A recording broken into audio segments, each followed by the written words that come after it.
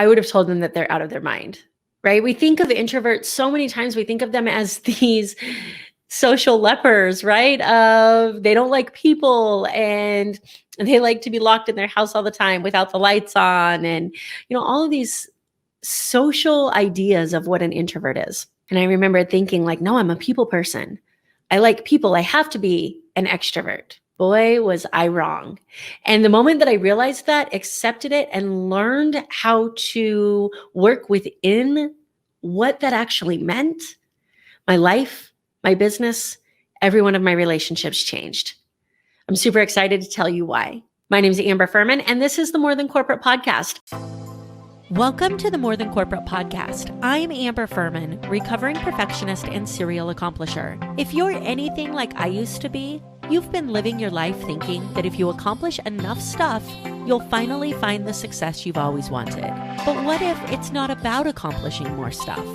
What if it's about accomplishing the right stuff? I believe you don't find success. You create it by intentionally designing the life you want and having the courage to get out of your comfort zone to live your design.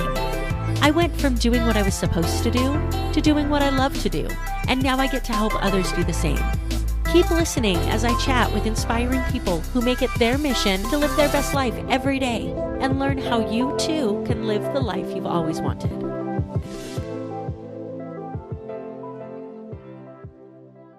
As always, we are live streaming this to the Success Center community. So if you want to be involved in this when it's being recorded, ask questions, give your feedback, be a part of the conversation, head over to Facebook, join the Success Center, and I'd love to communicate with you there. All right, so this idea of being an introvert. So first of all, let's just break down the walls. What is an introvert and what is an extrovert?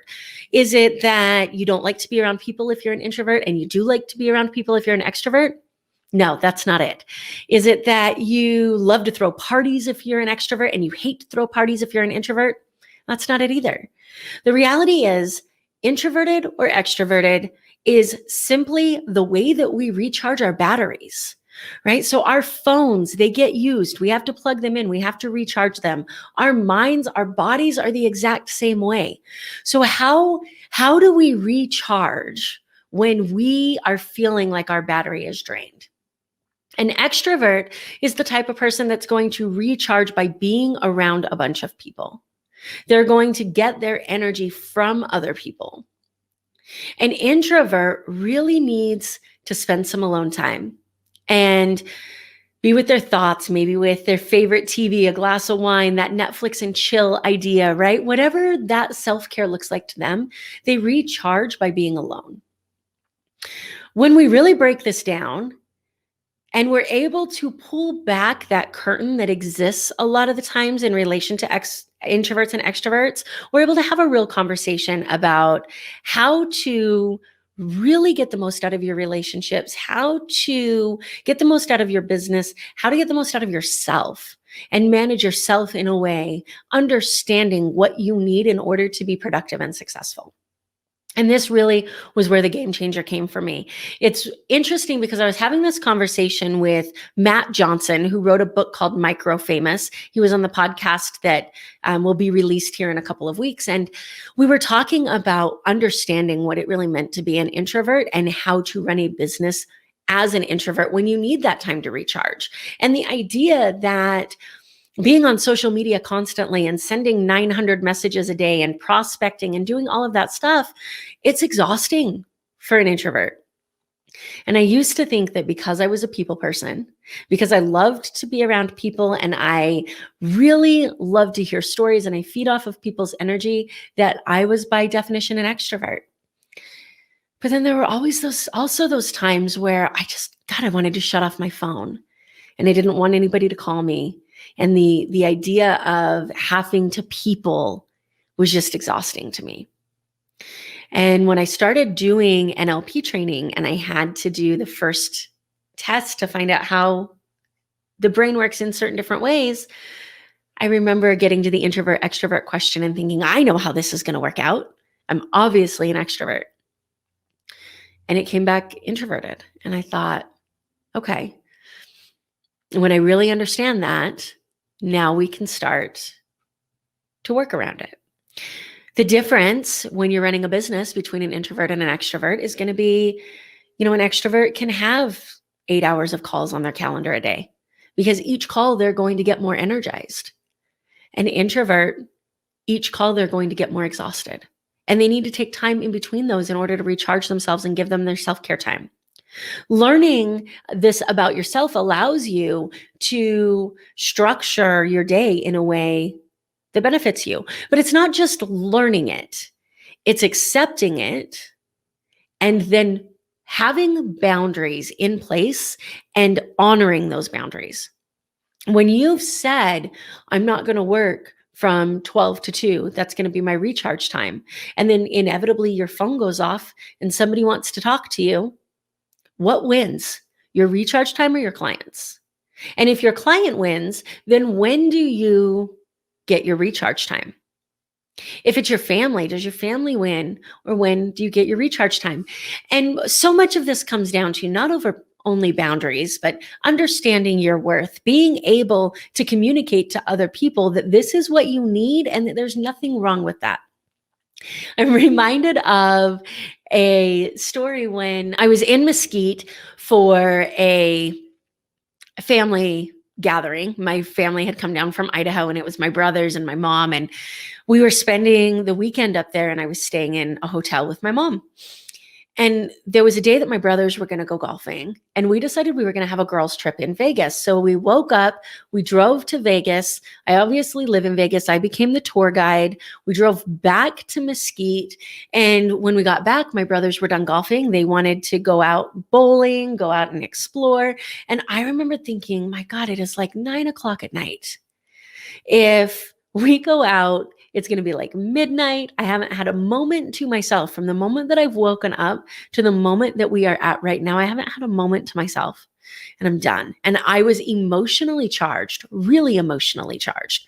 I used to get extremely emotional when I was exhausted, and I didn't understand why.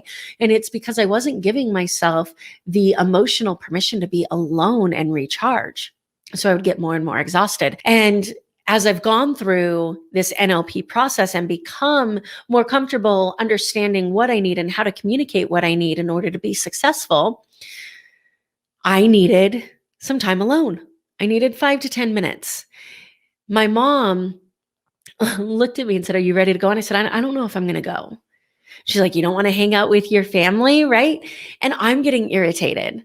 And then mom and daughter, we clash. It's the way it goes, right? Family relationships, they're the best. And at some point in time, finally, we're in this screaming match. And she says, "I think you need a new life coach because this one's not working." And I said, "No, this one's working great.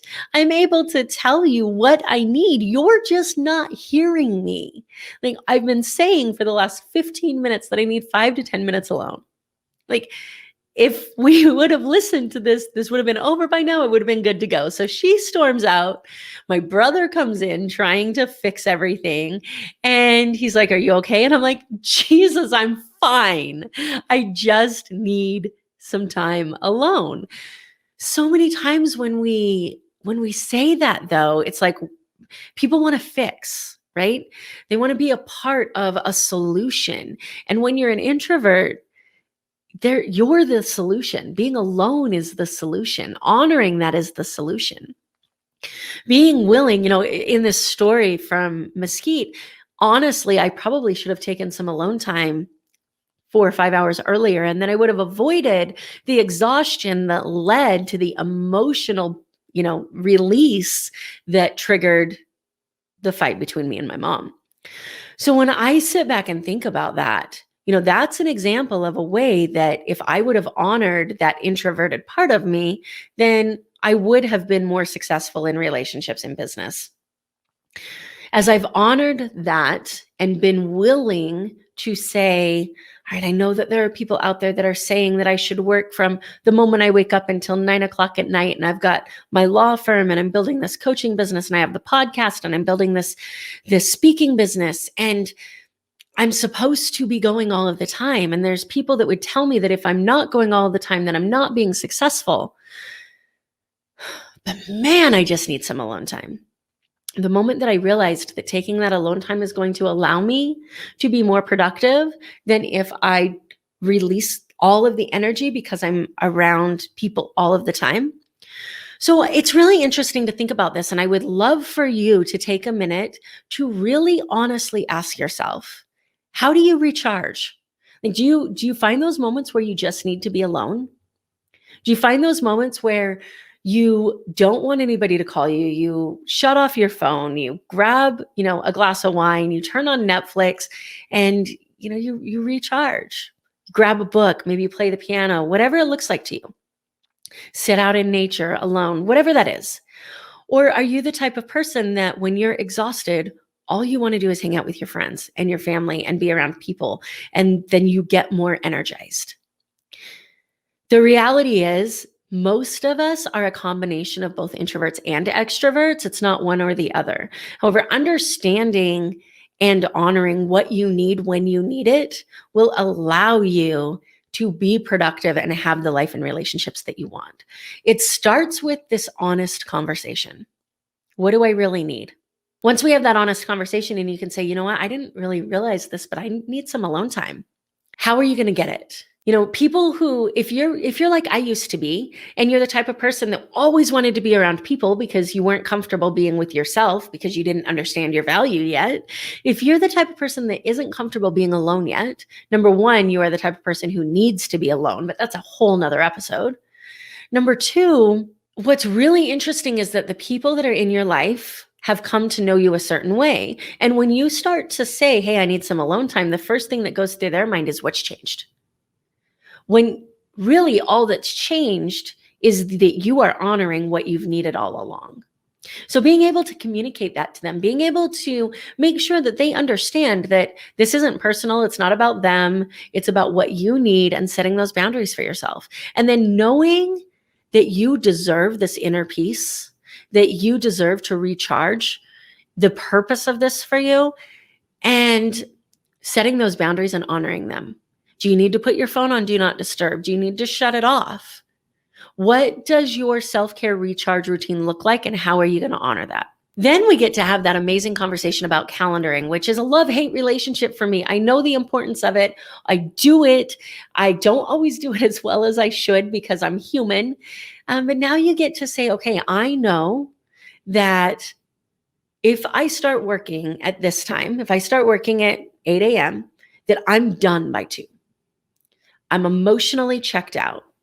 Now we can subscribe to this same idea that you have to work from 8 to 5, that if you stop working, you're going to fail, you're not going to be successful. Well, what are you doing for that last 3 hours? If you're emotionally and mentally checked out at 2, what are you doing for the next 3 hours? You're certainly not being productive. Anything that you do is going to have to be redone because it probably wasn't done right in the first place. How amazing would it be if you were able to say to yourself, you know what, like I need some time and that's okay. So I'm going to have adult nap time or Netflix time or piano time or whatever that looks like to you from 2 to 3. And then I'm going to go back to doing things that I need to do for my life, business, relationships. Be willing to give yourself the time that you need to recharge. If that's alone, if that's with people, be willing to understand that we aren't robots. We have energy batteries, and those energy batteries deplete. And we are each individuals in the way that we recharge, and being able to really figure out what you need and set those boundaries. That's really what this comes down to.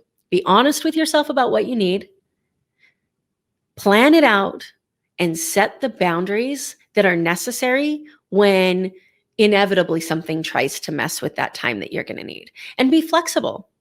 It all comes down to the flexibility. If something emergency happens and you have to dig into your recharge time, when are you going to repay that to yourself? This introverted extroverted conversation is something that I find extremely interesting because so many people don't want to have it because of the social norms that have been tied to introverts and extroverts, where we think that extroverts are fun and happy-go-lucky and everybody wants to be around them, and introverts are cat ladies. It's not the situation at all. You'll find that a lot of public speakers, a lot of podcasters, they're introverts. After they do a public speaking event, they take time to recharge. They take time for themselves. They shut off their phone. They don't talk to anybody. Matt and I on the podcast episode, we're talking about Seth Godin, who doesn't like to leave his area, right? He likes to stay in his geographical area because he doesn't like to travel, because he knows that being around people does not recharge him. There's nothing wrong with that. This is what's so amazing when you start to understand that you get to design the life that you want to have. All of these questions come into play. How can you design a life that you want to have if you're not able to be honest with yourself about what you need energetically in order to create that life? So I'm really interested to know what your thoughts are. Do you consider yourself introverted or extroverted? And after thinking about what those things actually mean, did that change your opinion? Comment on this video and let me know. I would love to have that conversation with you. If you're listening to the podcast, you can head over to the Success Center community, comment on the video there, comment on the YouTube channel, or just schedule a call with me in the Calendly link underneath and we'll talk about it. Always remember, guys, that you have the ability to design the life that you've always wanted, and you owe it to yourself to get out of your comfort zone and have the courage to live it. Have a fantastic day. Thank you so much for listening to this episode of the More Than Corporate podcast. If anything that was said during this episode resonated with you or provided value in any way, it would mean the world to me if you would head over to iTunes and leave a rating and review for the More Than Corporate podcast. Thank you so much for taking the time to do that. I'm really looking forward to connecting with you.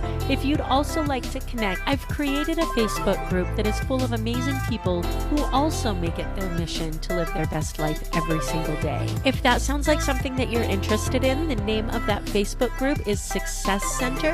Head over there, request to join, and I look forward to connecting with you soon.